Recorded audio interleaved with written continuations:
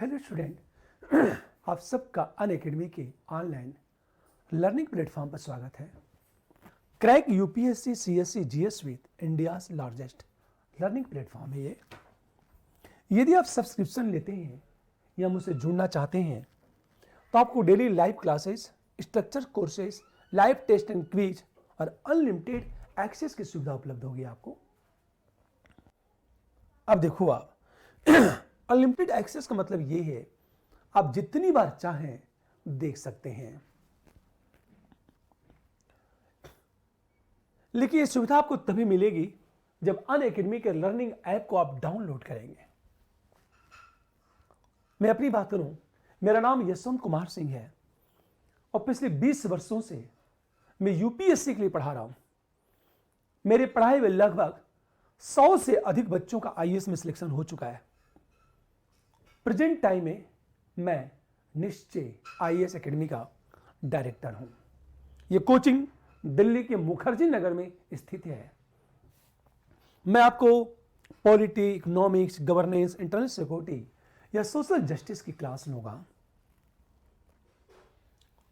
यदि आप अनअकैडमी के ऑनलाइन लर्निंग प्लेटफॉर्म से जुड़ते हैं तो आपको इंडिया के बेहतरीन teacher, for example Mrinal Patel, Roman Saini, Deepanshu Singh, Ashish Malik जैसे टीचर से पढ़ने का आपको मौका मिलेगा, जो इंडिया के बेहतरीन टीचर हैं।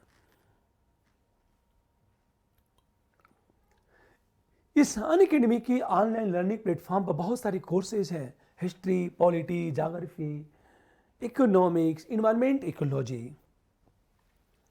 इस पर 2 तरह के कोर्स हैं, प्लस और आइकॉनिक। पर यदि निश्चय कि रेफरल कोड का उपयोग करते हैं तो आपको क्या होगा 10% डिस्काउंट मिलेगा। यह course 1 month, 3 month, 6 month, 12 month, 24 और 36 मंथ के लिए है। दूसरा कोर्स आइकॉनिक है। आइकॉनिक की फीस प्लस की अपेक्षा ज्यादा है, क्योंकि आइकॉनिक में personal coach, daily mains quiz answer practice, study planner की सुविधा उपलब्ध होती है।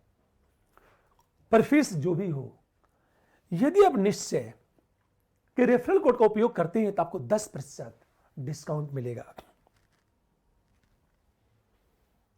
इस पर ऑप्शनल कोर्स की सुविधा भी उपलब्ध है। यहां भी आपको 10% डिस्काउंट मिलेगा यदि निश्चय कि रेफरल कोड का आप उपयोग करते हैं। अब मैं बात करता हूं पिछली क्लास की बातें। पिछली क्लास में मैंने यह बताया था कि अर्थव्यवस्था का अर्थ क्या है, कितनी तरह की अर्थव्यवस्था होती है और अर्थव्यवस्था के क्षेत्र क्या है। यह बातें हम लोग कर चुके थे, जिसमें प्राइमरी सेक्टर, सेकेंडरी सेक्टर और टर्शियरी सेक्टर की बात हो रही थी। सेकेंडरी सेक्टर मैंने यह बताया था कंस्ट्रक्शन, मैन्युफैक्चरिंग और प्रोसेसिंग की बात हो चुकी थी। प्रोसेसिंग के 3 पार्ट हैं, प्राइमरी, सेकेंडरी और टर्शियरी। हमेशा ध्यान दो, प्राथमिक प्रसंस्करण, द्वितीयक प्रसंस्करण और तृतीयक प्रसंस्करण की बात करें। यहां तक बातें शायद हम लोग कल कर चुके थे, पर मैंने यह नहीं बताया कि प्रश्न कैसे पूछेगा। और मैं आपसे बार बार कहता हूं कि प्रश्न को देखो, प्रश्न किस तरह पूछेगा यूपीएससी में, और आप प्रश्नों को कैसे सॉल्व करोगे। आप जैसे प्राथमिक प्रसंस्करण और द्वितीयक प्रसंस्करण की यदि हम बात करें, ध्यान देना इस बात को।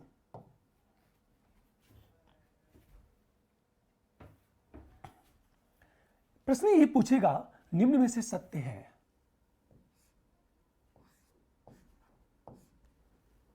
निम्न में से सत्य है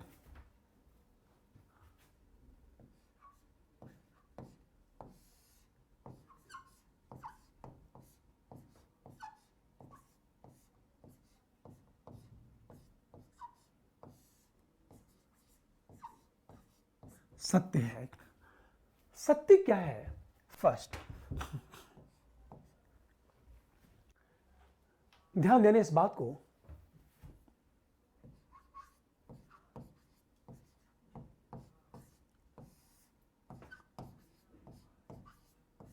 लकड़ी काटना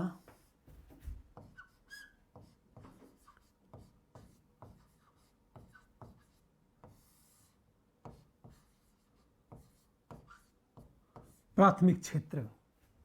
हमेशा ध्यान दें इस बात को। हम दूसरी चीज बात करें, दूसरी चीज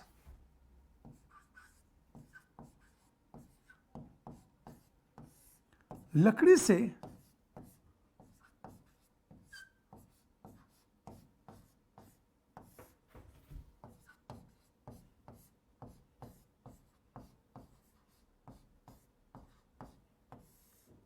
कुर्सी का निर्माण, विनिर्माण क्षेत्र।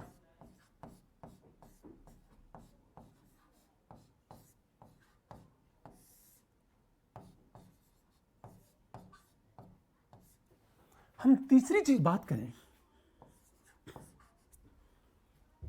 हमेशा ध्यान दें इस बात को, दूध से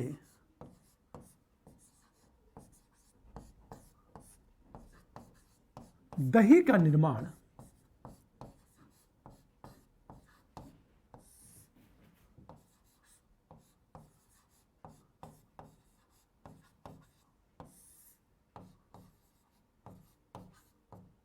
प्राथमिक क्षेत्र। नंबर 4 की हम बात करें, हमेशा ध्यान दें इस बात को,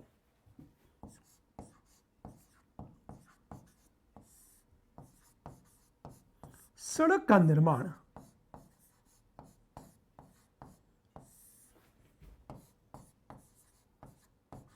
सेकेंडरी सेक्टर।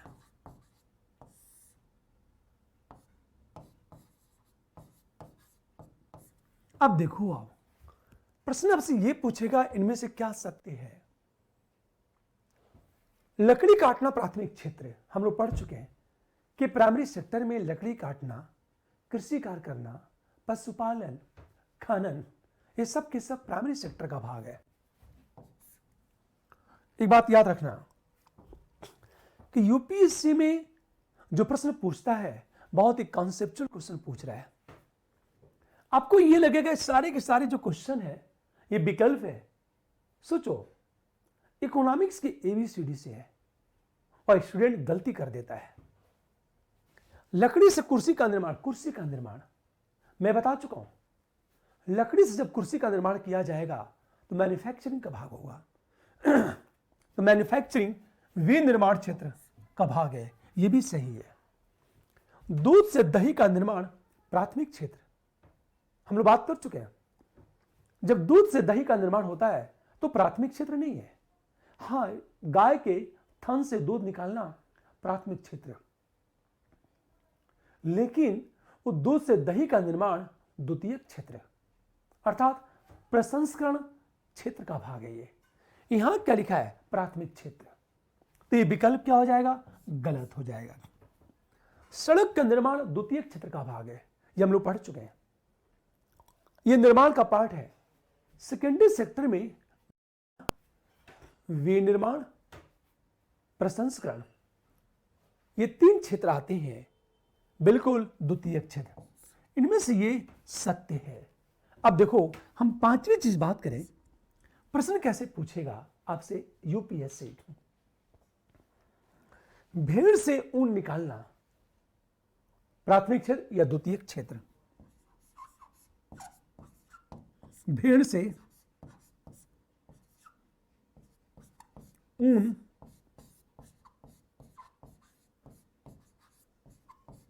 निकालना। अब एक चीज बताओ जरा, भेड़ से जब ऊन निकालेंगे ये किस में आएगा? ये प्राथमिक क्षेत्र का पार्ट है।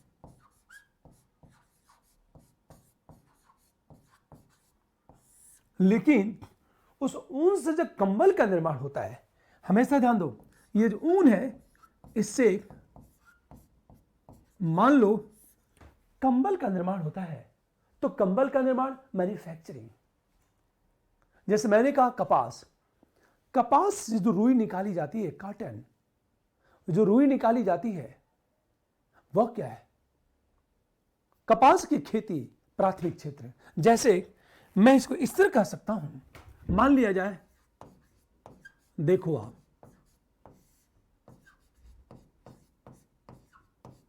यदि आप कपास की खेती करते हो आप, तो ये आपका प्राथमिक क्षेत्र में आएगा।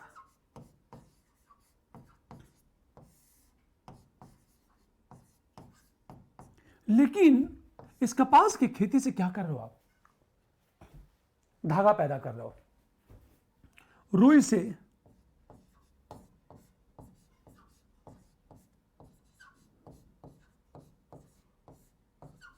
धागे का निर्माण होता है।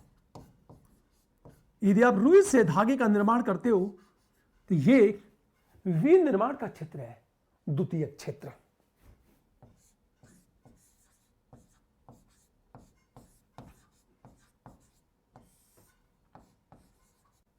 हमेशा यह विनिर्माण का पार्ट है। और यदि हम धागे से कपड़े का निर्माण करते हैं, से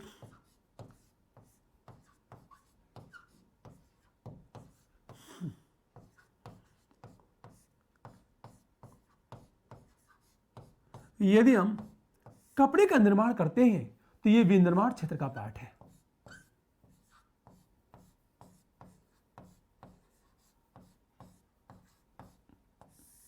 हमेशा ध्यान दो, यह मैन्युफैक्चरिंग का पार्ट हो गया। कपास की खेती प्राथमिक क्षेत्र, रुई से धागे का निर्माण सेकेंडरी सेक्टर है, और धागे से कपड़े का निर्माण मैन्युफैक्चरिंग सेक्टर की बात करें हम लोग, यह भी द्वितीयक क्षेत्र का भाग है। आपसे प्रश्न क्या पूछेगा यूपीएससी, इसी में से एक रख देगा, इनमें से क्या सत्य है। तो ये बात एकदम क्लियर होना चाहिए कि प्राथमिक क्षेत्र में क्या आता है, द्वितीयक क्षेत्र में क्या आता है, और तृतीयक क्षेत्र में क्या आता है। ये चीजें एकदम क्लियर होनी चाहिए आपके सामने। अगला देखो आप, अब हम बात करें तृतीयक क्षेत्र क्या है। जैसे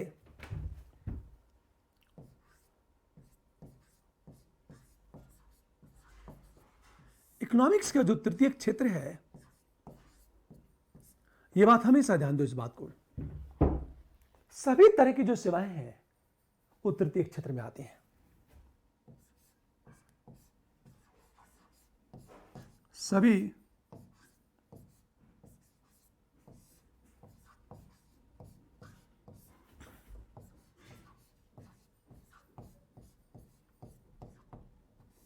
सेवाएं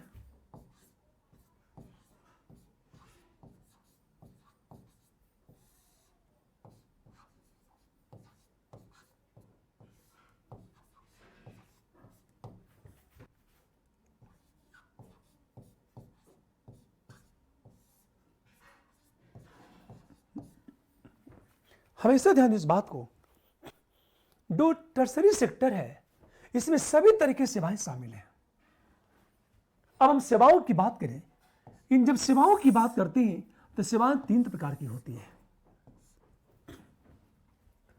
ऐसी सेवाएं जहां शारीरिक श्रम की आवश्यकता होती है,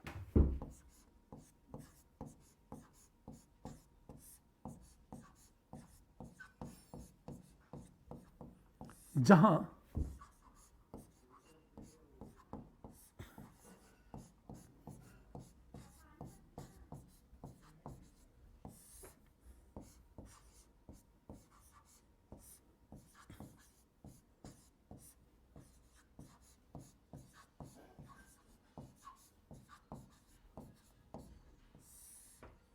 हमेशा ध्यान दो इस बात को। फिर मैंने कहा ऐसी सेवाएं हैं, हमेशा ध्यान दो, जैसे मैंने कहा इन सेवाओं की यदि बात करेंगे तो आपने क्या कहा, पर्यटन, बैंक, बीमा इत्यादि सर्विस। अब ध्यान सुनो इस बात को, ऐसी सेवाएं जहां मेंटल वर्क की जरूरत होती है,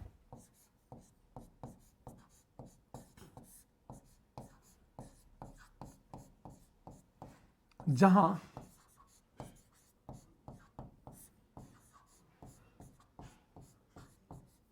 मानसिक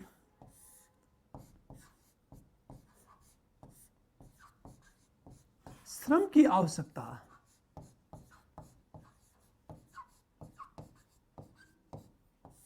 जैसे छोटा सा एग्जांपल लेता हूं मैं आपसे, हमेशा ध्यान दो इस बात को। जैसे मैंने कहा अनुसंधान,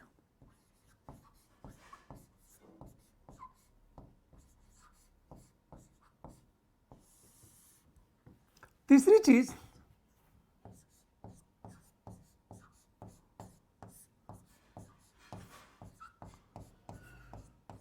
ऐसे समय जहां निर्णय निर्माण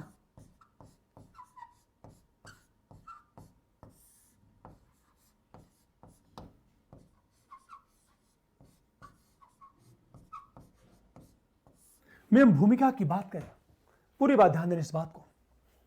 जब हम टर्सरी सेक्टर की बात करेंगे तो सभी तरह की सेवाएं, अब सर्विसेज फॉर एग्जांपल जितने भी वर्कर्स हैं वो जो सेवा देते हैं वो तृतीय क्षेत्र का भाग है।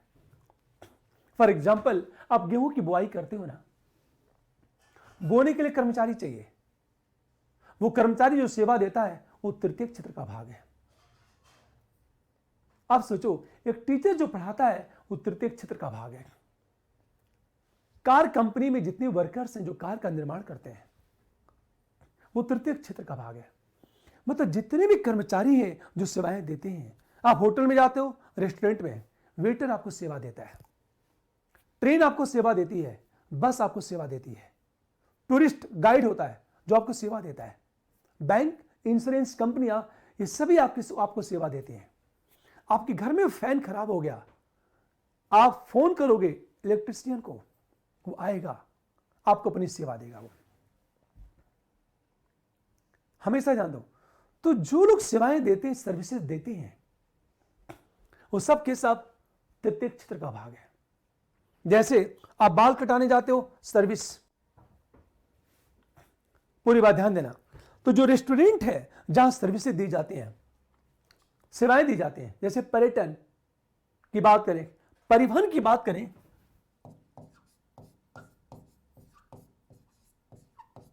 हमने कहा होटल, इस सब के सब सर्विसेज में आते हैं। होटल में जो जाते हो खाना खाने के लिए वो सर्विस है।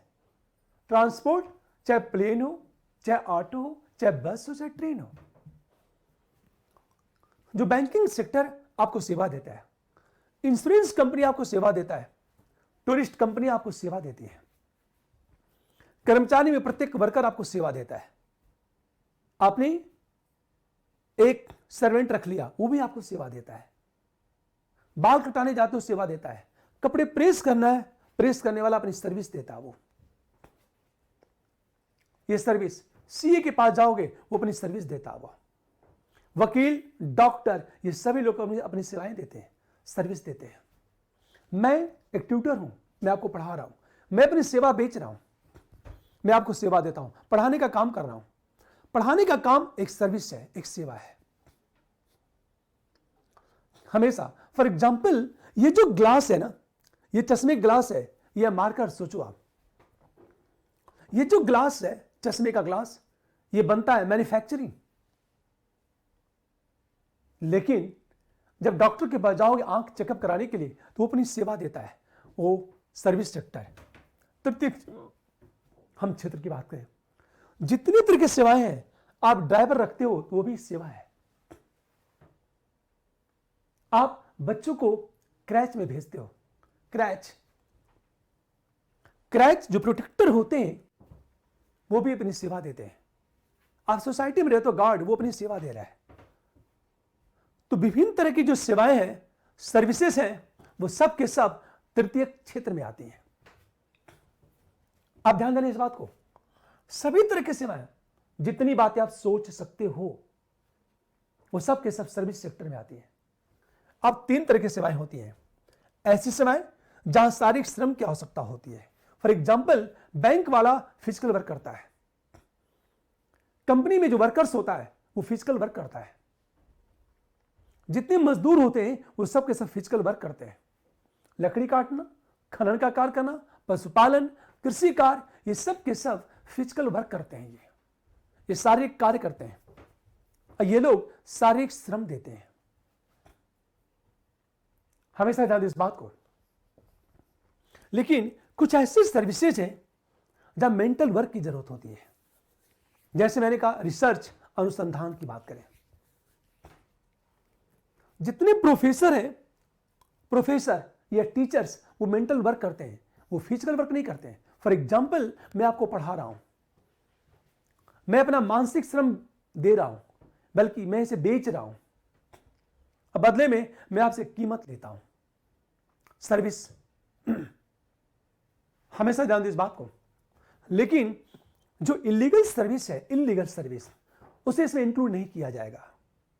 फॉर एग्जाम्पल, बाल श्रम, चाइल्ड लेबर, उसे इंक्लूड नहीं किया जाएगा। वेश्यावृत्ति, भिक्षावृत्ति, उसे इंक्लूड नहीं किया जाएगा। मान लिया जाए कानून बन गया वेश्यावृत्ति, प्रोस्टिट्यूशन एक लीगल उसे बना दिया गया, कानूनी रूप दे दिया गया, तो वो जो अपनी सर्विस देती है उससे जो पैसा आता है वो इसमें इंक्लूड होगा। पर इंडिया में लीगल है ही नहीं, वो इलीगल है, वो गैर कानूनी है। चाइल्ड लेबर गैर कानूनी है। ने कहा कि जो भिक्षावृत्ति भेगरीज, वो इलीगल है, वो गैर कानूनी है। मंदिर में जो पुजारी है ना, अपनी सेवा देता है, अब बदले में वेतन लेता है, बदले में वेतन लेता है। वो यदि वेतन लेता है तो सर्विस दे रहा वो। हमेशा ध्यान दें इस बात को। तो हर तरह की जो सर्विसेज है वो टर्सरी सेक्टर में आती है। और कुछ ऐसी सर्विसेज है जहां मेंटल वर्क की जरूरत होती है, जिससे मैंने कहा प्रोफेसर, जहां रिसर्च काम, दुनिया के जितने साइंटिस्ट हैं वो मेंटल वर्क करते हैं, हमेशा अपनी सर्विसेज देते हैं वो। अब देखो आप, लेकिन कुछ ऐसी सर्विसेज हैं जहां डिसीजन मेकिंग में बड़ी भूमिका निभाई जाती है। जैसे किसी कंपनी का सीईओ, जो डीएम है, जो एसपी है, मान लेता हूं किसी कंपनी का जो सीईओ है, चीफ एग्जीक्यूटिव ऑफिसर, हम डीएम, डिस्ट्रिक्ट मजिस्ट्रेट की बात करेंगे, हम एसपी की बात करें, ये लोग डिसीजन मेकिंग में बड़ी भूमिका निभाते हैं। जैसे आप आईएएस या पीसीएस की तैयारी करते हो, आप डीएम या एसडीएम बनना चाहते हो, तो आप जो सर्विस दोगे गवर्नमेंट को, इसमें आएगा। हमारा जो पीएम है वो सर्विस देता है क्योंकि उसके बदले उसको वेतन मिलता है। हमारा जो राष्ट्रपति है वो भी सर्विस देता है क्योंकि राष्ट्रपति को वेतन मिलता है। सोचो जरा, इसका मतलब ये कि इंडिया में लोकतंत्र है और जहां वेतन का कॉन्सेप्ट है वो सर्विस में इंक्लूड होगा। पीएम, लोकसभा का स्पीकर, सारे सांसद, मंत्री, प्रेसिडेंट या वाइस प्रेसिडेंट, ये सब के सब अपनी सेवाएं देते हैं और इनको बदले में वेतन दिया जाता है। तो वो जो सर्विस देते हैं वो डिसीजन मेकिंग में बड़ी भूमिका निभाते हैं। तो वो लोग, ये सारे लोग इसमें आ जाएंगे।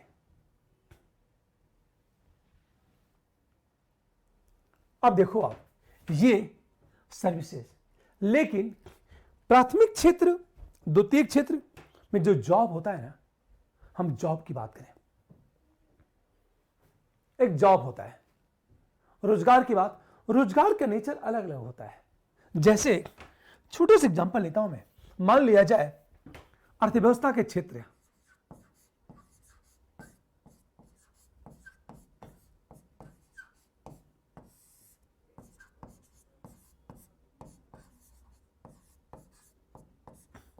ये देखो आप, एक तो यहां का प्राथमिक क्षेत्र,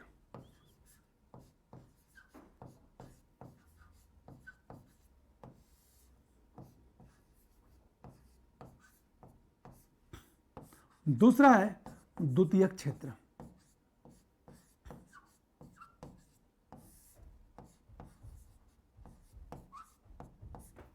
और तीसरा है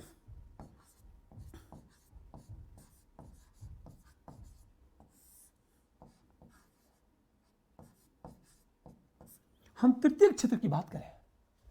इस प्राथमिक क्षेत्र में जो जॉब क्रिएट होता है उसे रेड कॉलर जॉब कहते हैं। हमेशा इसे कहते हैं रेड कॉलर जॉब कहते हैं। हमेशा द्वितीय क्षेत्र में दो तरह के जॉब पैदा होते हैं। हमेशा दो तरह के जॉब पैदा होते हैं, एक ब्लू कलर जॉब, एक व्हाइट कलर जॉब। ब्लू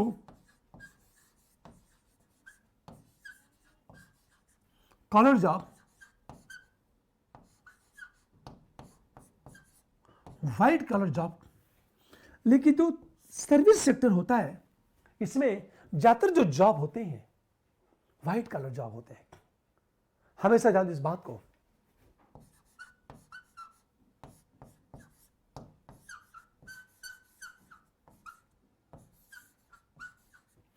लेकिन इसमें जो डिसीजन मेकिंग में जो बड़ी भूमिका निभाते हैं और निर्णय निर्माण में जो लोग भूमिका निभाते हैं उन्हें गोल्डन कॉलर जॉब कहा जाता है।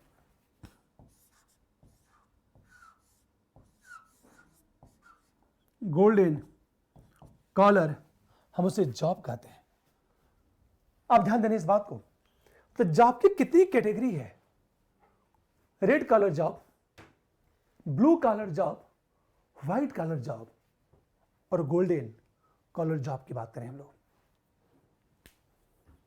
हमेशा ध्यान दो, ये जॉब की, यह जो है जॉब की कैटेगरी है। अब एक प्रश्न उठा कि जब हम अर्थव्यवस्था की बात करते हैं तो ध्यान से सुनो इस बात को। इकोनॉमी में एक बाजार बड़ी भूमिका निभाता है। तो कितने तरह के मार्केट होते हैं इकोनॉमी में?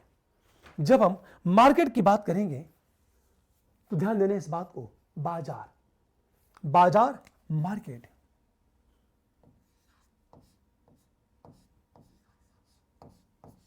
बाजार,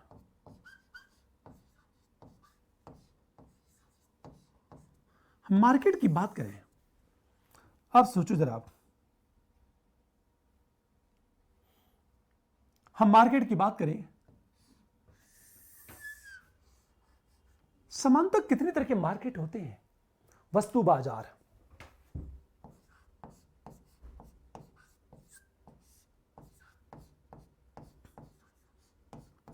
कम्युनिटी मार्केट कहते हैं इसे,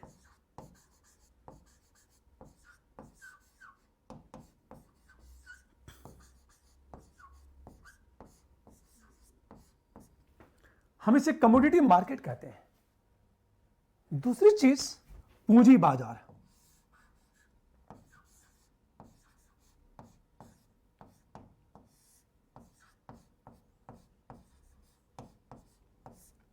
इसे कहते हैं कैपिटल मार्केट।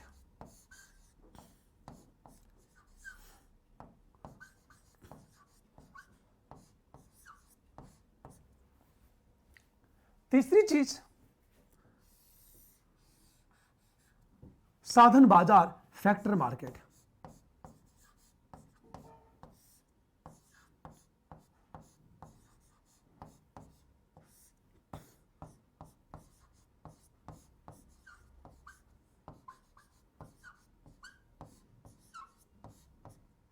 और चौथी चीज हम बात करें फॉरेन करेंसी मार्केट, विदेशी मुद्रा बाजार।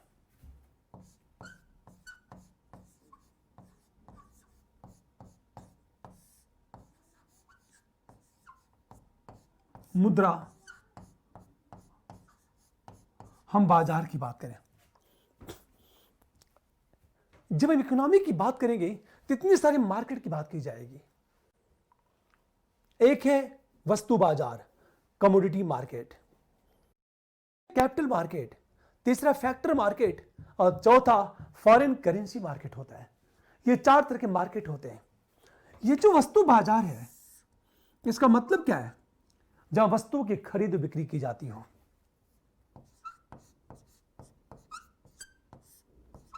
वस्तु की खरीद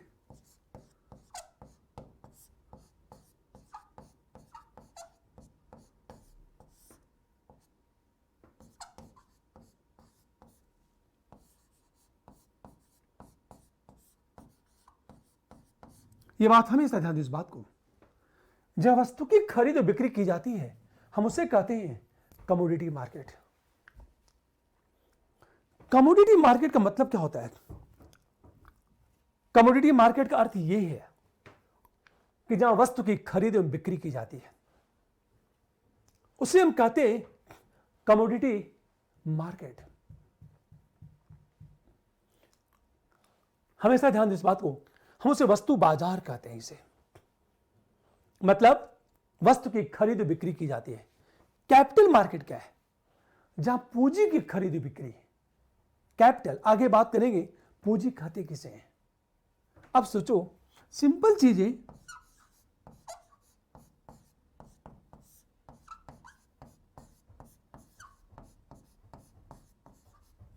पूंजी की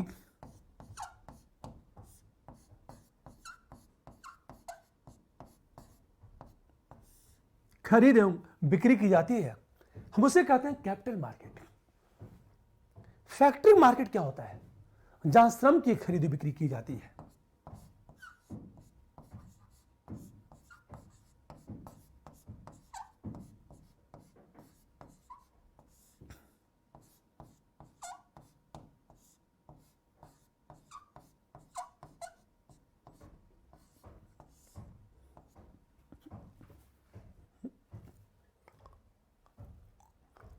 पूरी बात ध्यान देना, एक कमोडिटी मार्केट होता है, वस्तु की खरीद और बिक्री की जाती है।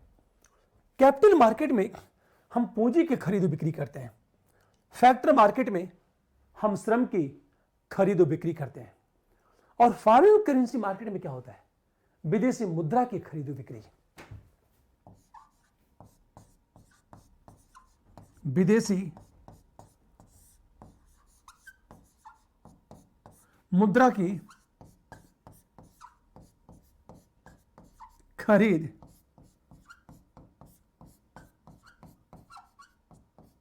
एवं बिक्री की बात करें, अंतर देखो आप कि मार्केट में एक commodity market, capital market, factor market और फॉरेन करेंसी मार्केट होता है।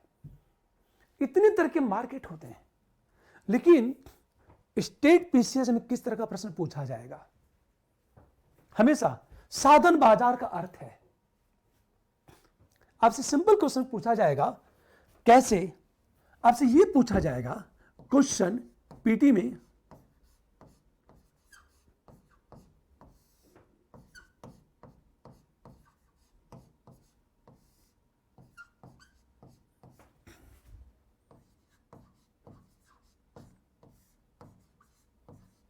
हमेशा साधन बाजार का अर्थ है फर्स्ट,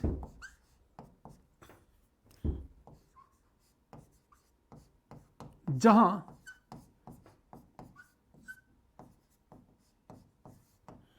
वस्तुओं की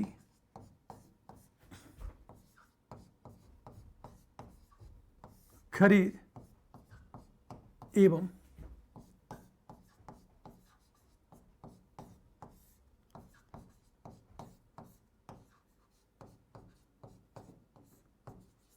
बिक्री की जाती है। Number A. नंबर बी की बात करें, जहां श्रम की खरीद एवं बिक्री की जाती है। हम सी की बात करें, जहां पूंजी की खरीद और बिक्री की जाती है। नंबर डी,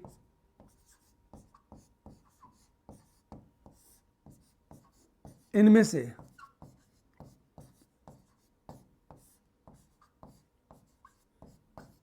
कोई नहीं।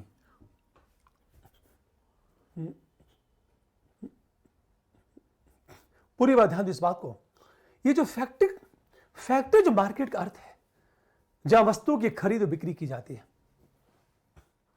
जहां श्रम की खरीद और बिक्री की जाती है, जहां पूंजी की खरीद और बिक्री की जाती है, और इनमें से कोई नहीं। हमारे विकल्प क्या होगा? बी होगा, क्योंकि फैक्टर मार्केट का अर्थ होता है कि जहां श्रम की खरीद और बिक्री की जाती है। यह स्टेट पीसीएस में पूछेगा। आईएएस में क्या होगा? थोड़ा सा प्रश्न को ट्विस्ट कर देगा। हमेशा ध्यान इस बात को, थोड़ा सा प्रश्न को कैसे ट्विस्ट करेगा, ट्विस्ट कैसे करेगा, हमेशा याद इस बात को। जैसे अब यूपीएससी का क्वेश्चन देखो, निम्न में से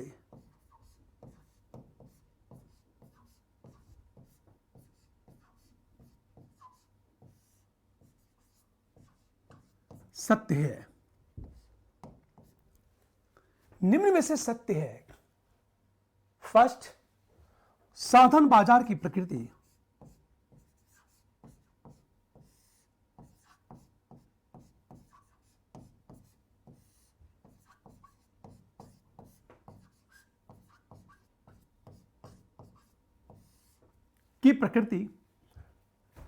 अर्थव्यवस्था के विकास को निर्धारित करती है।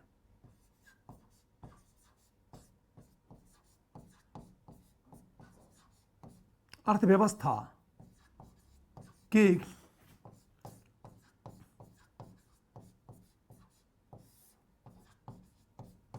विकास को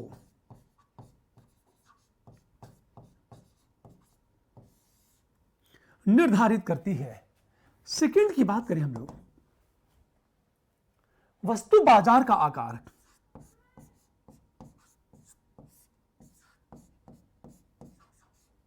कमोडिटी मार्केट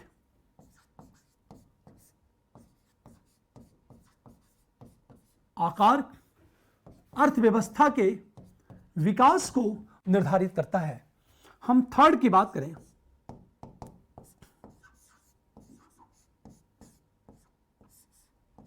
पूंजी बाजार का आकार का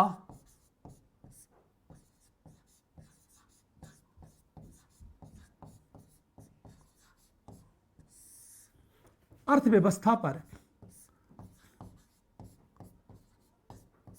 कोई प्रभाव नहीं पड़ता है।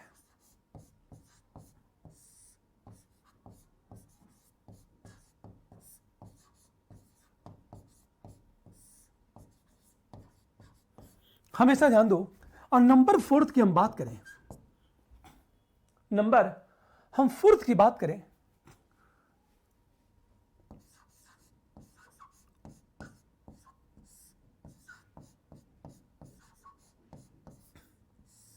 पूंजी बाजार एवं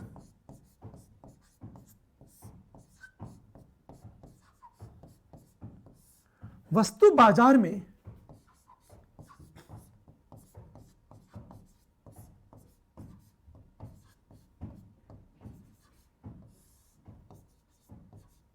एक संबंध है। इस प्रश्न को देखो, ये यूपीएससी का प्रश्न है और स्टेट बेसिस या यूपीएससी के प्रश्नों में कितना बड़ा अंतर है। अंतर को देखो आप, और कैसे अंतर है देखो आप। साधन बाजार की प्रकृति the nature of factor market to decide of development and economics. मतलब साधन बाजार की जो प्रकृति है, प्रकृति नेचर शब्द है, अर्थव्यवस्था के विकास को निर्धारित करता है।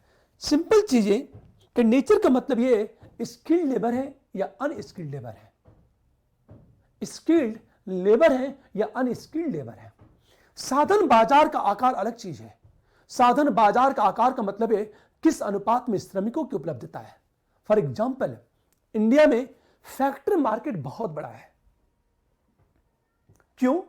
क्योंकि इंडिया में क्या है, युवा आबादी बहुत ज्यादा है, इंडिया की पॉपुलेशन ज्यादा है। सोचो, श्रम देने वाले लोगों की संख्या ज्यादा है, तो हमारा जो फैक्ट्री मार्केट है वो बहुत बड़ा है। लेकिन नेचर अलग है, स्किल्ड लेबर या फिर अनस्किल्ड लेबर, कुशल कामगार या फिर अकुशल कामगार। अब ध्यान से सुनिए इस बात को, बिल्कुल नेचर डिसाइड करता है। यदि दक्ष लेबर है तो अर्थव्यवस्था का विकास होगा, अनस्किल्ड लेबर है तो ये लोग इकोनॉमी पर बोझ बन जाएंगे। जैसे सारे लोग मान लिया जाए अंगूठा छापे तो हमारी इकोनॉमी में क्या भूमिका निभाएंगे? इकोनॉमी के विकास में वो व्यक्ति भूमिका निभा सकता है जो दक्ष हो। अब सत्य है ये विकल्प सही, ये है यूपीएससी का क्वेश्चन। दोस्तों थी, वस्तु बाजार का आकार, कमोडिटी मार्केट का आकार अर्थव्यवस्था के विकास को डिसाइड करता है। फॉर एग्जाम्पल, मार्केट जितना बड़ा होगा डिमांड उतना ज्यादा होगा। जैसे आप अखबारों में लगातार पढ़ते होंगे, इंडिया का मार्केट बहुत बड़ा है, इसलिए दुनिया के जितने भी इन्वेस्टर हैं इंडियन मार्केट का दोहन करना चाहते हैं, और इस मार्केट का दोहन करने के लिए इंडिया की ओर मूव करते हैं वो लोग हमेशा। ये मार्केट की बात करें तो वस्तु बाजार का आकार, यदि मार्केट छोटा होगा तो बाजार में डिमांड कम होगी। जैसे अपने गांव में सुना होगा, भैया बाजार बहुत मंदा है, वहां तो सामान कुछ बिक नहीं रहा है, बाजार में बहुत चहल पहल है, सामान बिक गया। जब दिवाली होली का सीजन आता है तो बाजार में रौनक आ जाती है, हर कोई बाजार में खरीदारी करता है, डिमांड अचानक क्या हो जाती है, बढ़ जाती है। इसका मतलब है यह भी विकल्प सही है। तीसरी चीज, पूंजी बाजार का आकार का अर्थव्यवस्था पर कोई प्रभाव नहीं पड़ता, यह विकल्प गलत है। किस अनुपात में पूंजी उपलब्ध है? हमेशा पूंजी बाजार क्या है? जब पूंजी की, पैसे की खरीदी बिक्री होती है। फॉर एग्जाम्पल, यदि आपको आसानी से उधार मिल जाएगा तो आप निवेश करोगे, पैसा लगाओगे, पैसा लगाओगे उद्योग लगेगा, उद्योग लगेगा तो लोगों को रोजगार मिलेगा, उनकी इनकम बढ़ेगी और वे लोग बाजार में डिमांड करेंगे। आज जब डिमांड होगी तो डिमांड को पूरा करने के लिए और ज्यादा उत्पादन होगा, यदि और ज्यादा उत्पादन होगा तो और ज्यादा, सोचो, उत्पादन करने के लिए हम उद्योग का आकार बढ़ाते जाएंगे, हम कंपनी का आकार बढ़ाते जाएंगे, परिणामतः अर्थव्यवस्था का आकार क्या होगा, बढ़ता जाएगा। तो पूंजी बाजार का जो आकार है का अर्थव्यवस्था पर कोई प्रभाव नहीं पड़ता, यह विकल्प गलत हो गया, क्योंकि प्रभाव पड़ता है। पूंजी बाजार और वस्तु बाजार में एक संबंध है, बिल्कुल। कैपिटल मार्केट कैसा है और कमोडिटी मार्केट क्या है? फॉर एग्जाम्पल, मान लिया जाए आपको बैंक से आसानी से उधार मिल गया। जब आसानी से उधार मिल जाएगा तो आप खरीदारी करोगे, आप डिमांड करोगे। आप हमेशा, यदि आसानी से उधार मिला तो आप डिमांड करोगे। आप डिमांड की बात करें, आप सोचो, यदि डिमांड बढ़ी तो आपका ये जो कमोडिटी मार्केट है ये बढ़ जाएगा। तो इनमें एक रिलेशन है, ये विकल्प सही है। तो विकल्प क्या सही है? फर्स्ट, सेकंड और फोर्थ। ये मैं बार बार इसलिए कहता हूं कि देखो मीनिंग से किस तरह प्रश्न यूपीएससी पूछ रहा है। आप सब कुछ पढ़ लेते हो फिर भी प्रीलिम्स का क्वेश्चन क्यों नहीं बनता है? रीजन क्या है? जैसे मैं एक दूसरा क्वेश्चन लेता हूं, दूसरा क्वेश्चन देखो, कैसे आप गलतियां करोगे और क्वेश्चन कैसे पूछेगा। यूपीएससी का, स्टेट पीसीएस की बात नहीं कर रहा हूं मैं।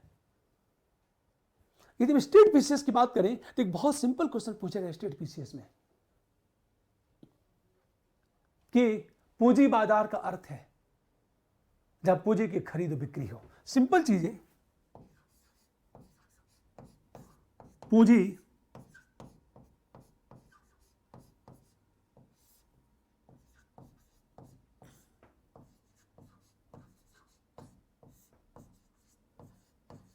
अर्थ है। देखो आप, कैपिटल जो मार्केट है इसकी एक मीनिंग होती है, इसका अर्थ क्या है? देखो, पहला जो अर्थ यह है, जहां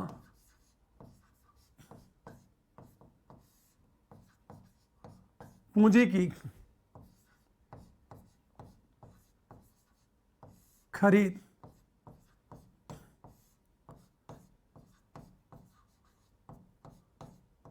एवं बिक्री हो। सेकंड, जहां वस्तु की खरीद एवं बिक्री हो।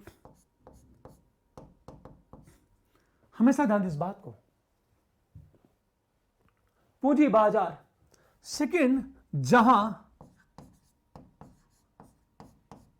कंपनी की खरीद एवं बिक्री हो। फोर्थ,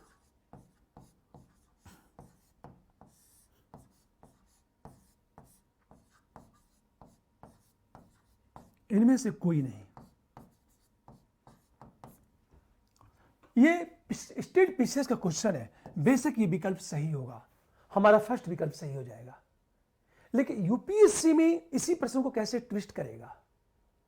यूपीएससी एकदम अलग तरीके का क्वेश्चन बनाता है। आप सब कुछ पढ़ लोगे तभी प्रश्न नहीं बनेगा।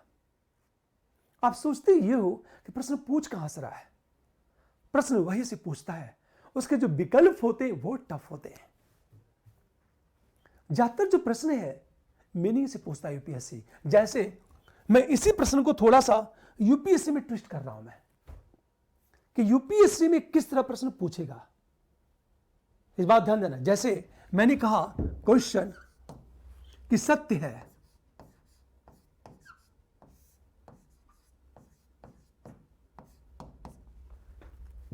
फर्स्ट, पूंजी बाजार गतिशील अवस्था में होती है।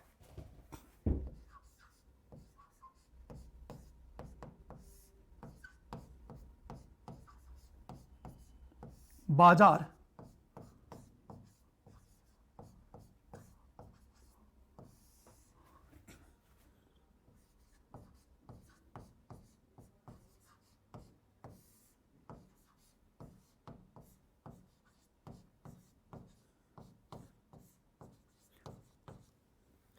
जो कैपिटल मार्केट है एक डायनेमिक स्टेज में होता है।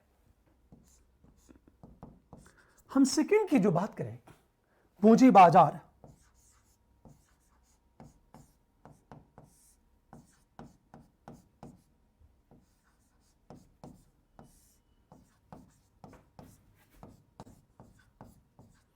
पूंजी बाजार का विकास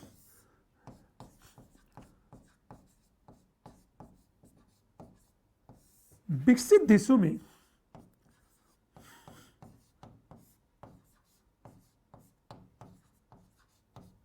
ज्यादा है। हमेशा ध्यान दो, हम थर्ड पर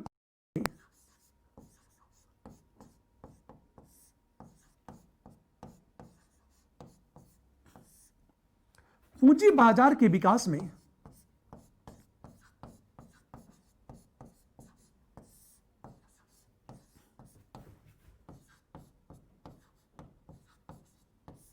बैंक की भी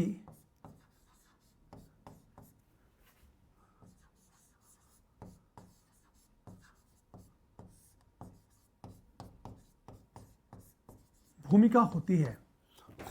और हम फोर्थ की बात करें, मैं यह बताना चाहता हूं कि सत्य है कि शब्द केवल एक है।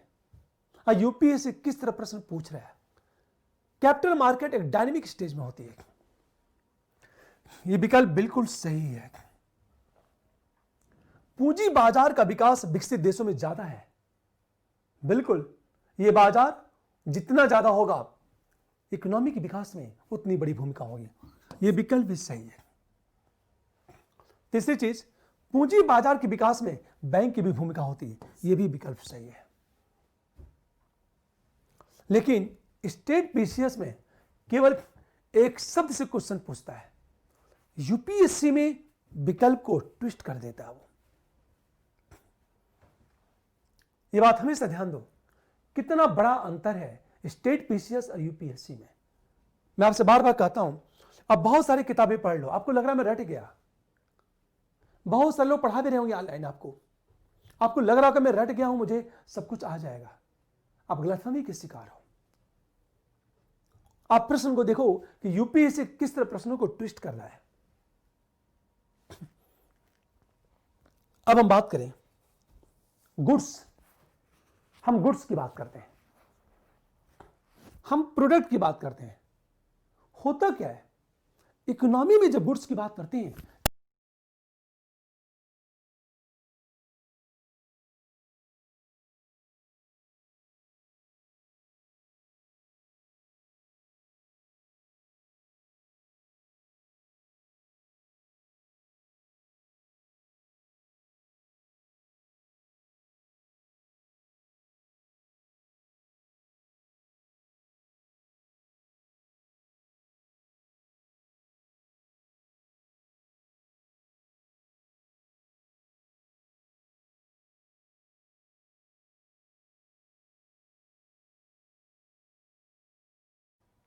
पहली चीज बात करें, जैसे गुड्स की जब बात करते हैं, कितने तरह के गुड्स होते हैं। जैसे मैंने कहा गुड्स,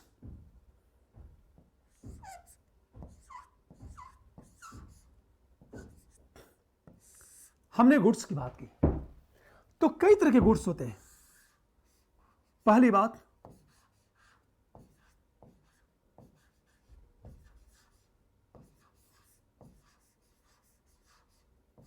हम नॉर्मल गुड्स की बात करें।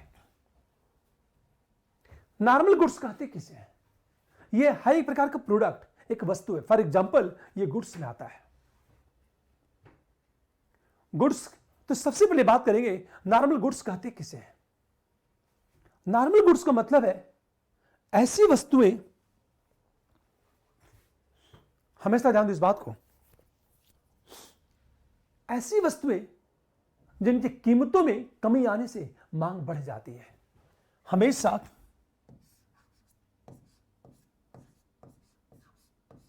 ऐसी वस्तुएं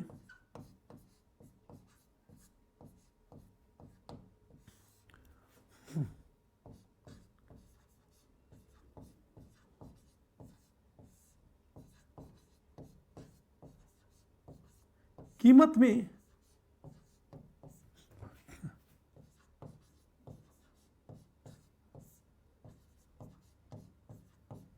कमी आने से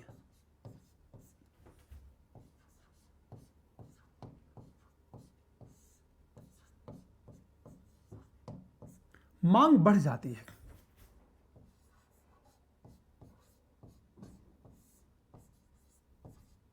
हमेशा, या दूसरी चीज बात करें, कीमतों में वृद्धि से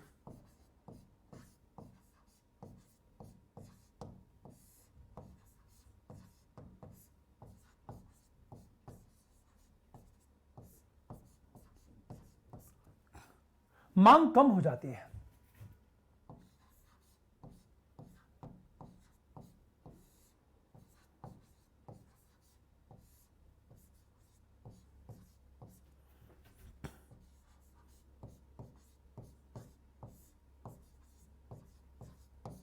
यह बात हमेशा ध्यान दो इस बात को, हम इसे कहते हैं नॉर्मल गुड्स कहते हैं। नॉर्मल समान गुड्स की कीमतों में कमी आएगी तो मांग बढ़ जाएगी। फॉर एग्जाम्पल, कपड़े की कीमत गिरी तो डिमांड बढ़ जाएगी, कपड़े की कीमत बढ़ गई तो डिमांड गिर जाएगी। हमेशा ध्यान दो इस बात को। कोई वैसी चीज है जिसका उपयोग लोग करते हैं, जैसे टीवी की कीमतें गिरी तो मांग बढ़ जाएगी, टीवी की कीमत बढ़ गई तो मांग गिर जाएगी। मतलब वस्तु सस्ता होगा तो उसकी खरीदारी ज्यादा होगी, वस्तु महंगा हो जाएगा तो उसकी खरीदारी क्या हो जाएगी? कम हो जाएगी। उसे कहते हैं नॉर्मल गुड्स कहते हैं हम लोग। ये नॉर्मल गुड्स का मतलब ये होता है। दूसरा, गिफिन गुड्स की बात करें हम लोग,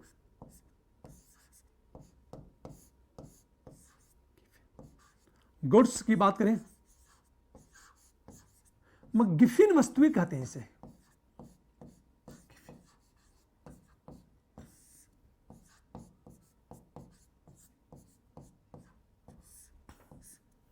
गिफिन गुड्स का मतलब क्या होता है?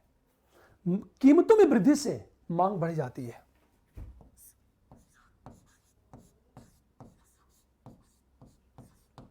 कीमतों में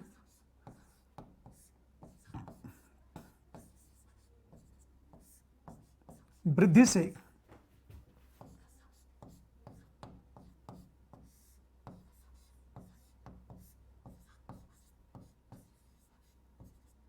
मांग में वृद्धि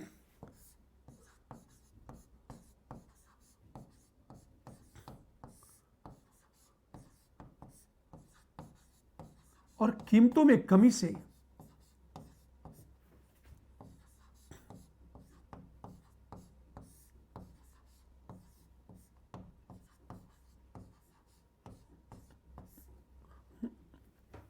हमेशा ध्यान दो, इसे कहते हैं गिफिन गुड्स कहते हैं इसे। कीमतों में वृद्धि तो मांग में वृद्धि हो जाती है, कीमतों में कमी से मांग में कमी आ जाती है, इसे गिफिन गुड्स कहा जाता है। जैसे अनेक ऐसी चीजें हैं। फॉर एग्जाम्पल, छोटा सा एग्जाम्पल लेता हूं, याद करो आप, एक जमाने में प्याज चली गई थी 100 रुपए पर केजी। तो प्याज खाना एक स्टेटस सिंबल बन चुका था। लोग शान से कहा करते थे मेरे घर प्याज खाई जाती है। यह गर्व की बात थी क्योंकि प्याज बहुत महंगा हो गया था। लोग विश्वास क्यों करें? प्याज खाने के बाद आसपास मुंह खोलते थे, प्याज की गंध आती थी। सोचो आप, लोग शान से कहते थे मेरे घर भी प्याज खाई जाती है। इसे गिफिन गुड्स कहते हैं। इसे मतलब कीमतों में वृद्धि से मांग में वृद्धि हो जाती है और कीमतों में कमी से मांग में कमी हो जाती है। सिंपल चीजें, कीमत और डिमांड में समानुपाती संबंध है। कीमत बढ़ेगी तो मांग बढ़ जाएगी। हम इसको इस तरह कह सकते हैं, यह कीमत है, कीमत में वृद्धि तो मांग में वृद्धि, कीमत में कमी तो मांग में कमी। दोनों में देखो कैसा रिलेशन है। कीमत बढ़ती है तो मांग बढ़ जाती है, कीमत में कमी आती है तो मांग क्या हो जाती है? कम हो जाती है। तो प्राइस और डिमांड में एक प्रोपोर्शनेट रिलेशन है, समानुपाती संबंध है। लेकिन जब इसकी बात, नॉर्मल गुड्स की बात करोगे तो वहां कीमत और वृद्धि में, डिमांड में विपरीत संबंध है। हम इसकी बात करें, यदि हम नॉर्मल गुड्स की बात करते हैं, कीमत एवं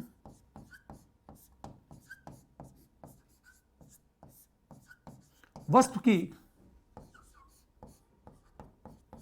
मांग में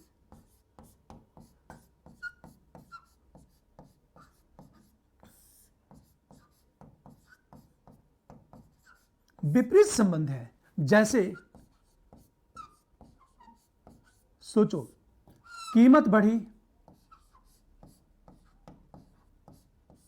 मांग गिर जाएगी।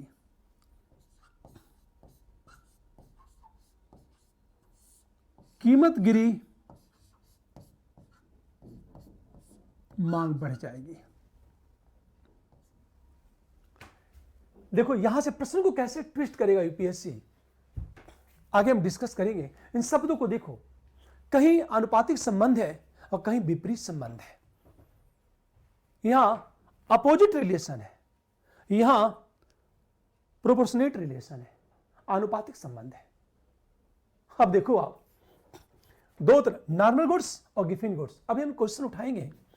तीसरा जो ज्वाइंट गुड्स आता है, हम ज्वाइंट गुड्स की बात करें, ज्वाइंट गुड्स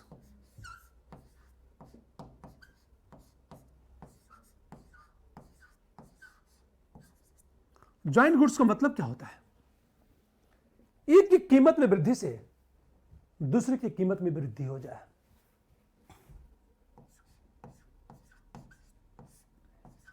कि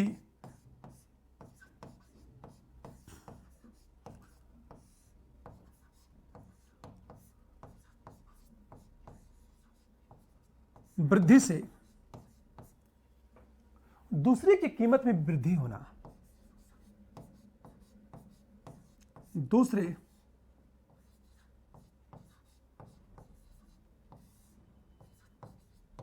उत्पाद की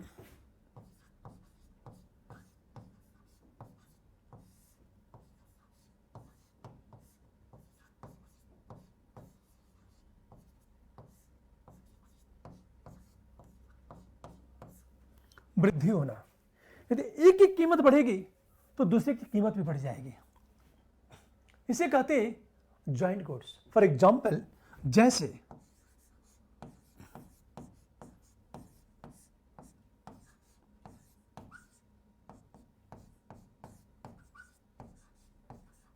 पेट्रोलियम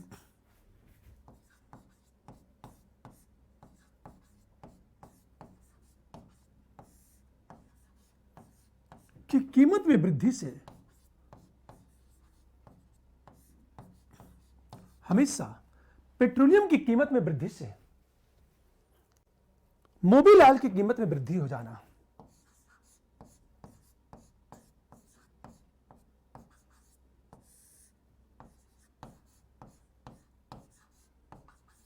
आयल,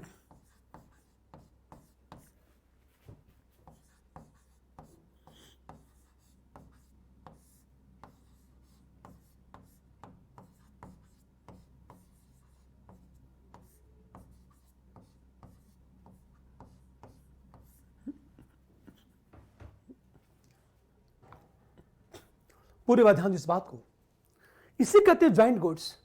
पेट्रोलियम की कीमत में वृद्धि से मोबिल ऑयल की कीमत में वृद्धि हो जाना। सिंपल चीज है, यदि एक की कीमत में वृद्धि हुई तो दूसरे उत्पाद की कीमत में भी वृद्धि हो जाएगी। एक की कीमत में कमी आई तो दूसरे उत्पाद की कीमत में भी कमी आ जाएगी। इसे कहते हैं ज्वाइंट गुड्स कहा जाता है इसे। और अगला है व्हाइट गुड्स।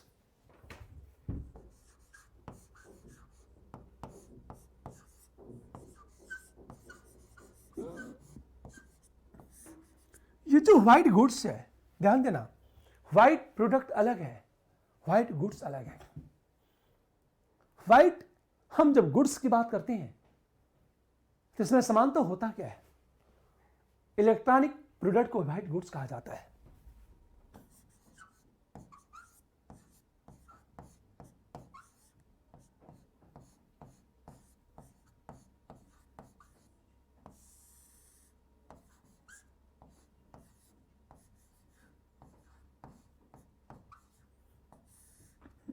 हमेशा ये जो इलेक्ट्रॉनिक प्रोडक्ट है इसे ही कहा जाता है व्हाइट गुड्स कहा जाता है। तो व्हाइट गुड्स का मतलब यही होता है, इलेक्ट्रॉनिक प्रोडक्ट। तीन तरह के गुड्स होते हैं, तीन तरह के गुड्स होते हैं। नंबर 1, ध्यान दो इस बात को, number 1 normal goods, number 2 Giffen goods, number 3 joint goods, number 4 white goods. अब क्वेश्चन कैसे पूछेगा यूपीएससी? प्रश्नों को देखो आप, प्रश्न कैसे पूछेगा यूपीएससी। निम्न में से सत्य है,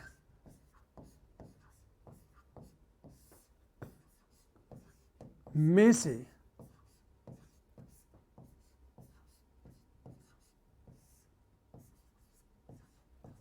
सत्य है। फर्स्ट, सत्य क्या है? पहली चीज हमेशा ध्यान दो, नॉर्मल गुड्स में कीमत और वस्तु में आनुपातिक संबंध होता है। सामान्य गुड्स, नॉर्मल गुड्स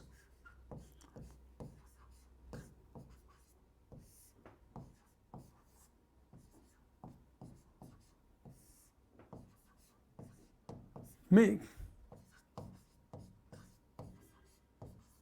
कीमत और मांग में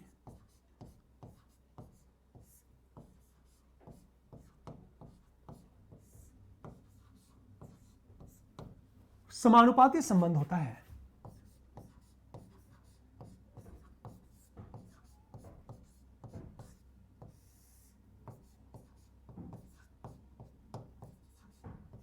अब देखो, आप हम सेकंड की बात करें, गिफिन गुड्स,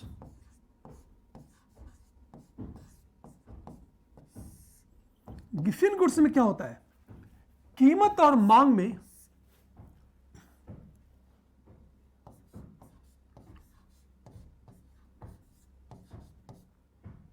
समानुपाती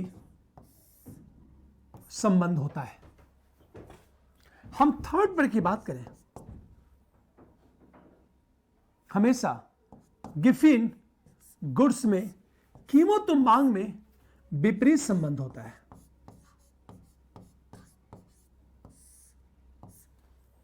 और हम फोर्थ की बात करें,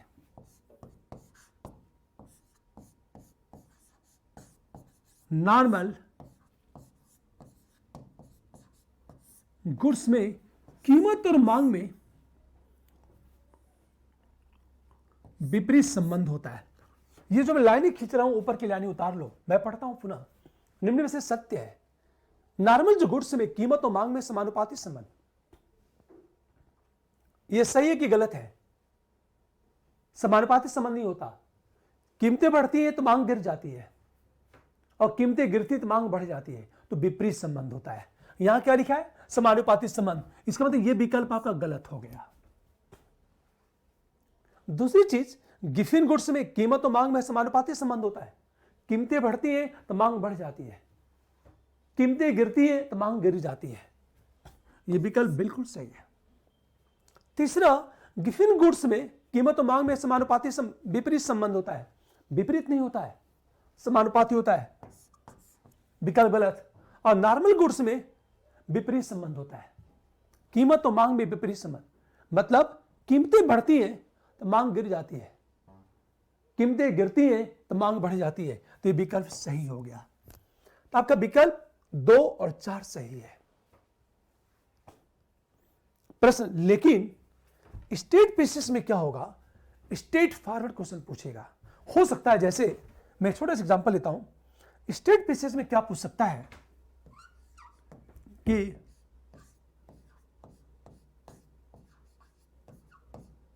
गिफिन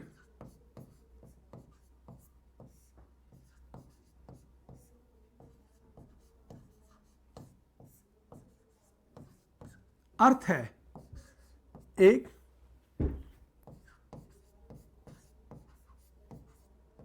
कीमत में वृद्धि से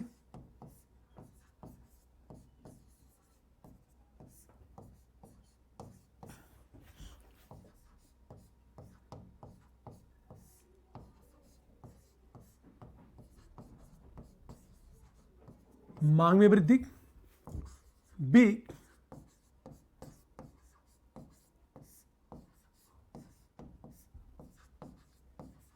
कीमत में कमी से मांग में वृद्धि, सी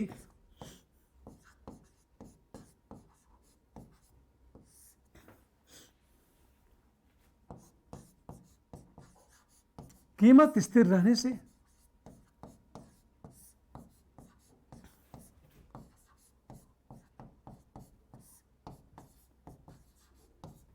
मांग स्थिर। और नंबर डी की बात करें,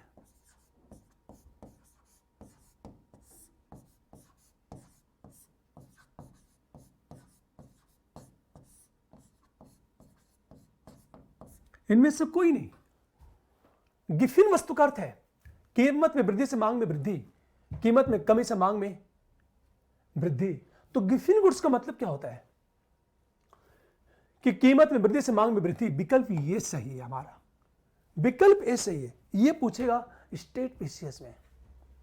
पर मैंने कहा यूपीएससी में जो प्रश्न पूछे का अंदाज है एकदम अलग होता है, वह अलग तरीके से प्रश्न पूछता है। अब देखो, आप हम बात करें, ये तो गुड्स की बात, लेकिन बजट में क्या होता है? 3 तरह के गुड्स होते हैं, पब्लिक गुड्स, प्राइवेट गुड्स और मेरिट गुड्स। जैसे यदि बजट की हम बात करें,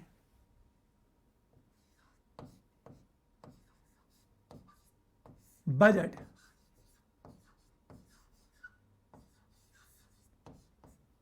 की हम बात करते हैं, यहां 3 तरह के गुड्स की बात की जाती है।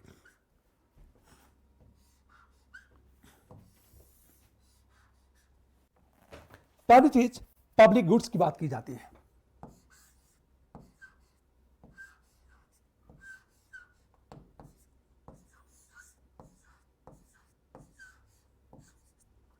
दूसरी चीज प्राइवेट गुड्स।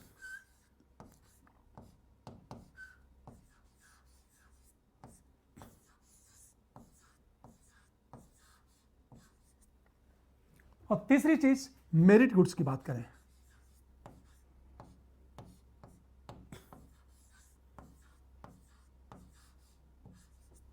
ये 3 तरह की गुड्स की बात की जाती है।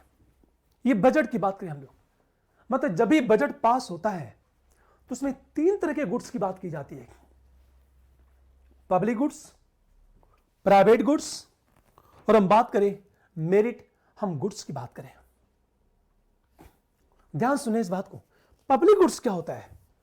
प्राइवेट गुड्स क्या होता है और मेरिट गुड्स क्या होता है, अंतर क्या है और क्या होना चाहिए। देखो आप, यदि हम पब्लिक गुड्स की बात करें तो पब्लिक गुड्स का मतलब होता है ऐसी सेवाएं जहां कोई कीमत नहीं ली जाती, लोगों को चीजें सभी को निःशुल्क दिया जाता है, उसे हम पब्लिक गुड्स कहते हैं। फॉर एग्जाम्पल, जैसे मैं एग्जाम्पल लेता हूं मैं आपसे कि आप फुटपाथ पर चल रहे हो या जहां टैक्स फ्री है उस पर कोई भी व्यक्ति गाड़ी चला सकता है, कोई पब्लिक प्लेस है कोई भी घूम सकता है, पुलिस सबको सर्विस देती है, सेना सभी को सर्विस देती है, वो पब्लिक गुड्स है, कोई कीमत नहीं ली जाती, पब्लिक गुड्स। जैसे मैंने क्या कहा, अब सड़कों पर घूमना, जबकि सड़क तो गवर्नमेंट ने बनाया है, पुलिस आपको सिक्योरिटी देती है, जबकि पुलिस को वेतन गवर्नमेंट देती है, सेना आपको सिक्योरिटी देती है, हमेशा जान दो ये पब्लिक गुड्स में है, मतलब ऐसी सेवाएं जो सभी को निःशुल्क मिलती हैं।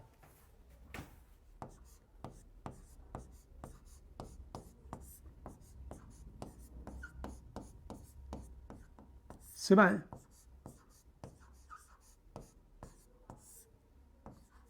जो सभी को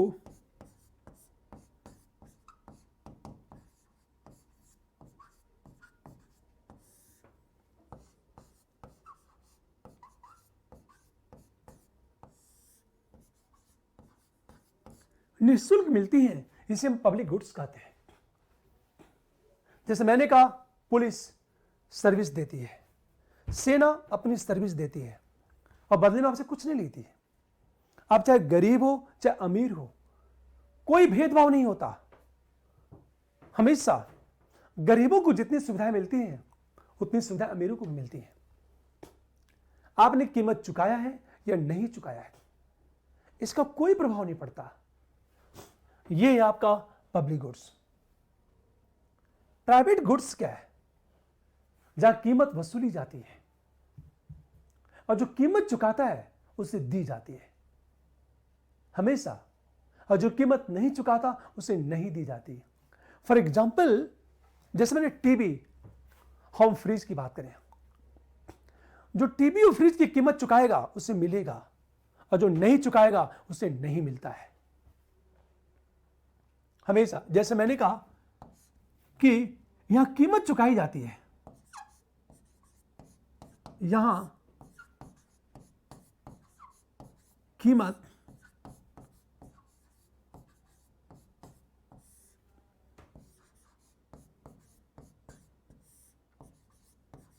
वसूली जाती है और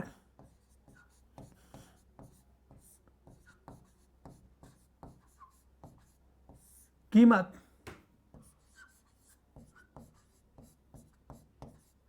चुकाने वाले को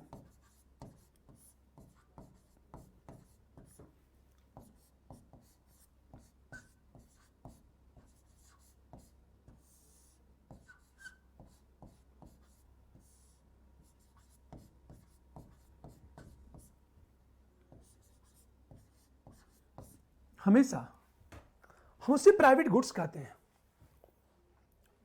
यहां कीमत वसूली जाती है और कीमत चुकाने वाले को सुविधा प्राप्त होती है। मेरिट गुड्स क्या होता है?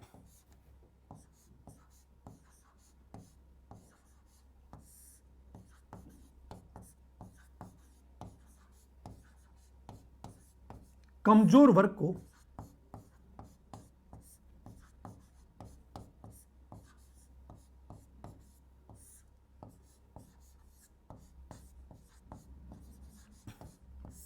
ये प्राप्त सुविधा हम इसे कहते हैं मेरिट गुड्स। फॉर एग्जाम्पल, जैसे ध्यान देना इस बात को, पीडीएस के थ्रू गरीबों को भोजन दिया जाता है। एमडीएम में क्या होता है? मिड डे मील में बच्चों को भोजन दिया जाता है। वीकर सेक्शंस को जो गवर्नमेंट सुविधाएं देती है न्यूनतम रेट पर या निःशुल्क, जैसे गरीबों को मुफ्त आवास की व्यवस्था, गरीबों को निःशुल्क बिजली, फ्री एजुकेशन की व्यवस्था दी जाती है। ये जो वीकर सेक्शंस को अतिरिक्त सुविधाएं दी जाती है, जैसे मैंने कहा आयुष्मान भारत, आयुष्मान भारत के तहत हम गरीबों को 5 लाख रुपए तक का मेडिकल सुविधा दी जाती है। 5 लाख रुपए तक की मेडिकल सुविधा दी जाती है गरीबों को। ये मेरिट गुड्स है। सिंपल चीजें देखो आप, समाज के वीकर सेक्शंस को प्राप्त जो सुविधा है हम उसे कहते हैं मेरिट गुड्स। मतलब समाज का जो कमजोर वर्ग है उसे जो सुविधा मिलती है हम उसे कहते हैं मेरिट गुड्स कहते हैं। ये बात हमेशा ध्यान दी इस बात को। देखो आप, तो समाज के कमजोर वर्ग को प्राप्त सुविधा हम उसे कहते हैं मेरिट गुड्स। जो वीकर सेक्शन है हम उसे जो सुविधा देते हैं वो आता है मेरिट गुड्स में आता है। जो प्राइवेट गुड्स है, मैंने क्या कहा, यहां कीमत वसूली जाती है और कीमत चुकाने वाले को सुविधा प्राप्त होती है। एक बात हमेशा ध्यान दो इस बात को, वो सुविधा प्राप्त होती है। प्राइवेट, हम गुड्स की बात करें, बजट में 3 तरह के गुड्स की बात की जाती है, public goods, private goods, merit good. Public goods जो सभी को निःशुल्क मिलती हो, जैसे पुलिस अपनी सेवा देती है, सड़क पर चलने का अधिकार सभी को है, पब्लिक गुड्स। एक सिंपल चीज है, देखा होगा कोई शोरूम खुला है, बड़ा सा शॉपिंग मॉल है, एसी चल रहा है, फुल एसी है, जून के महीने में जाओ उस शॉपिंग मॉल के अंदर घूमो, घूम के वापस चले आओ, खरीदो मत, फ्री सेवा मिल रही है आपको। हमेशा ध्यान देना इस बात को। पर वो किसी प्राइवेट कंपनी की है। गवर्नमेंट जो सुविधाएं देती है फ्री सभी को, पब्लिक गुड्स। प्राइवेट गुड्स जैसे मैंने एसी, फ्रिज, मकान, ये सब के सब कीमत चुकाते हो आप। अब मेरिट गुड्स में क्या होता है, समाज के वीकर सेक्शंस को जितनी भी वेलफेयर प्रोग्राम चलता है ना, वेलफेयर प्रोग्राम हमेशा वो गरीबों के लिए, वीकर सेक्शंस के लिए चलता है, वो सब के सब मेरिट गुड्स में आएगा। तो आपने क्या देखा, 4 तरह के, 8-7 तरह के goods, normal goods, Giffen goods, joint goods, white goods, public goods, private goods और मेरिट गुड्स की बात करें हम लोग, इतने तरह के गुड्स होते हैं। अब सोचो, जब हम गुड्स की बात करते हैं, एक तो लोचदार और दूसरा है बेलोचदार। जब हम गुड्स की बात करते हैं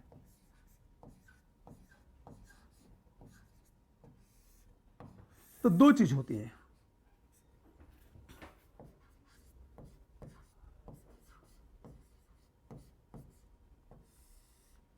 एक लोचदार होती है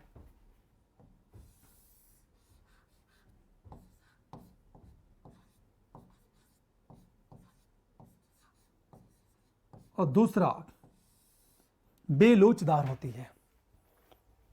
हम लोचदार किसे कहते हैं, हम गुड्स की बात करें, हम लोचदार कहते किसे हैं, हमेशा ध्यान दो। लोचदार का मतलब होता है कि, हमेशा ध्यान दो इस बात को, कीमतों में कमी आने से, कीमतों में परिवर्तन से मांग में परिवर्तन हो जाए।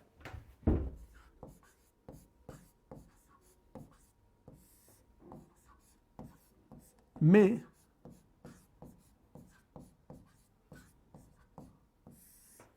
परिवर्तन से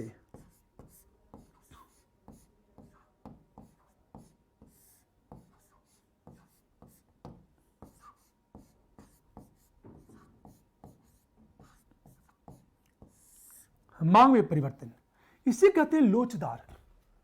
मतलब कीमतें बढ़ी तो मांग गिर जाएगी, अर्थात सिंपल चीजें,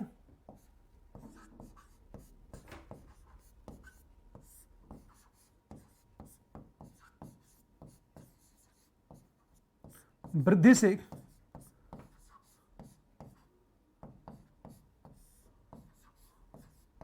मांग में कमी आना, या हम ये कहें कीमत में कमी से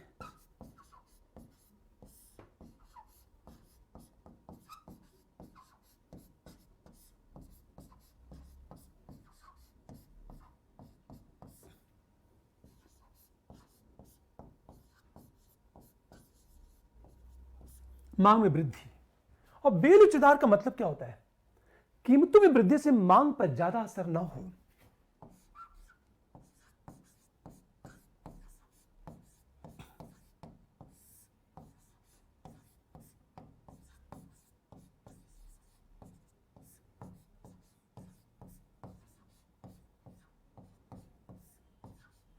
मांग पर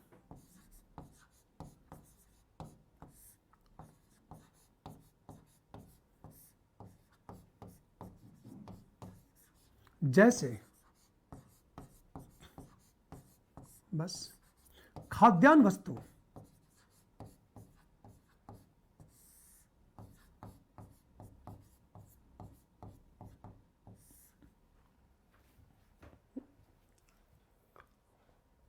हमेशा ध्यान दो, ये जो गुड्स होता है ना, लोचदार और बेलोचदार की बात करें, लोचदार में क्या होता है? जो कीमत में परिवर्तन हो तो मांग में परिवर्तन हो जाएगा। मतलब कीमत बढ़ेगी तो मांग गिर जाएगी, कीमत में कमी आएगी तो मांग बढ़ जाएगी। इसे लोचदार कहते हैं। और बेलोचदार का मतलब होता है कीमतों में वृद्धि से मांग पर ज्यादा असर न हो। जैसे खाद्यान्न वस्तुएं, फॉर एग्जाम्पल चावल गेहूं की कीमत 100 रुपये पर केजी हो जाए तभी चावल गेहूं की मांग बनी रहेगी। क्यों? क्योंकि सभी को खाना चावल और गेहूं ही तो है। हमेशा जान, जैसे हम आलू की बात करें, आलू चाहे 5 रुपये पर केजी हो चाहे 50 रुपये पर केजी हो, आलू की डिमांड हमेशा बनी रहती है। मतलब कीमतों में वृद्धि से आलू की डिमांड पर कोई प्रभाव नहीं पड़ता। चाहे उसी तरह खाद्यान्न वस्तुओं की बात करें हम लोग, इसी कहते हैं बेलोचदार। आपसे प्रश्न कैसे पूछेगा यूपीएससी? स्टेट पीसीएस में क्वेश्चन पूछा जा सकता है, लोच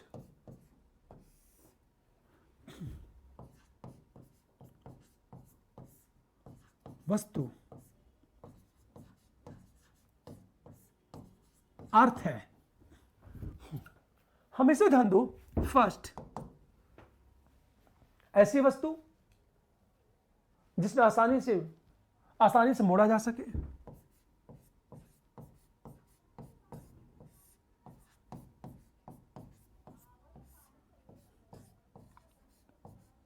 जिसे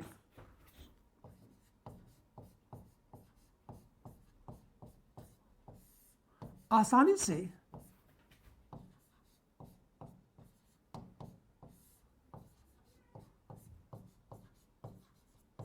मोड़ा जा सके।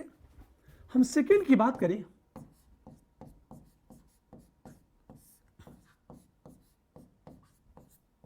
ऐसी वस्तु, ध्यान देना, जहां कीमत में परिवर्तन से मांग में परिवर्तन हो जाए, जहां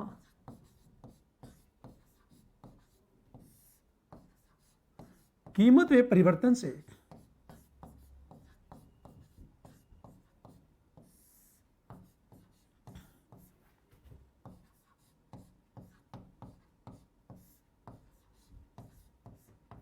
मांग में परिवर्तन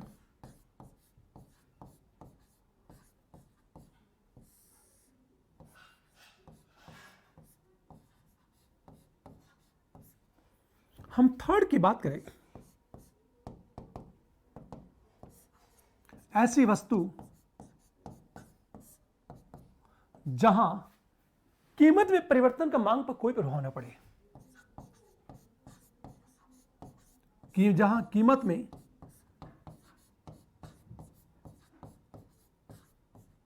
परिवर्तन का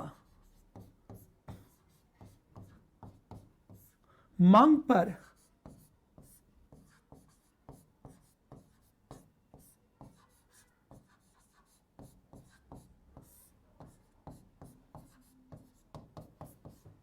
न पढ़े। अब तो ये 3 विकल्प है। लोचदार वस्तु का अर्थ क्या है? अब देखो कैसे ये स्टेट पीसीएस में पूछेगा, ये क्वेश्चन यूपीएससी में कभी नहीं पूछेगा। हम करते क्या है, हम स्टेट पीसीएस के अकॉर्डिंग रटे रहते हैं, परिणामतः क्या होता है, गलत हो जाता है।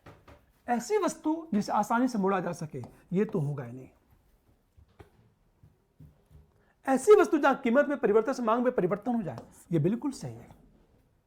और जो तीसरा विकल्प है, ये बेलोचदार वस्तु की कीमत है। गुड्स की बात करें हम लोग, इतनी तरह के गुड्स होते हैं। हमेशा एक बात कहना चाहता हूं कि आप प्रश्नों को देखो, क्या पढ़ते हो कोई मायने नहीं है, आप प्रश्नों को देखो। आप इसी तरह मैंने क्या किया है, अनअकैडमी पर कुछ क्लास लिया मैंने, 8-10 क्लास इंटरनल सिक्योरिटी का। मैं शब्द की मीनिंग बताया हूं, वहां से क्वेश्चन उठाया हूं। देखो प्रश्न कैसे पूछा जाता है यूपीएससी में, और हम गलतियां करते क्या है, वो गलतियां नहीं करनी है, ये चीज। ओके, ये बात ध्यान दो, इस बात को पुनः लौटते हैं। शेष बातें हम लोग अगले क्लास में करेंगे। एक बात बताना चाहता हूं, यदि मेरा वीडियो अच्छा लग रहा हो तो लाइक करो, शेयर करो और सब्सक्राइब करो। फिर एक चीज, यदि आप निश्चय के रेफरल कोड का उपयोग करते हैं तो आपको 10% डिस्काउंट मिलेगा। शेष बात हम लोग अगली क्लास में करेंगे। Thank you.